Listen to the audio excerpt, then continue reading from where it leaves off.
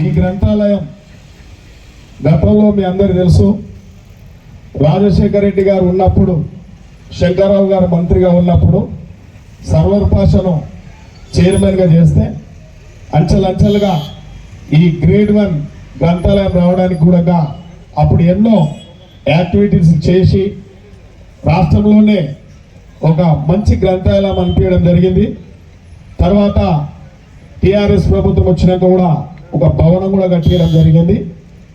మరి ఒక గ్రంథాలయం మనందరికీ తెలుసు, ఇది ఒక గ్రంథాలయం అంటే ఒక మంచి జీవితాన్ని నెలకొల్పి జీవితాన్ని మనం మలుచుకోవడానికి, మంచి మార్గంలో మలుచుకోవడానికి ఈ యొక్క భాండాగారం, విజ్ఞాన భాండాగారం అనొచ్చు మన గ్రంథాలయాల్ని.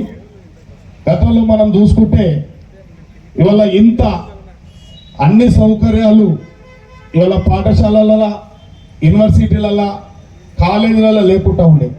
ఎవరైనా పేద విద్యార్థులు చదువుకోవాలంటే గ్రంథాలయాలకు పోయి చదువుకొని వారికి అవసరమైన పుస్తకాలను చదువుకొని ఉద్యోగాలు కానీ తెలివితేటలు కానీ సంపాదించుకునేవాళ్ళు.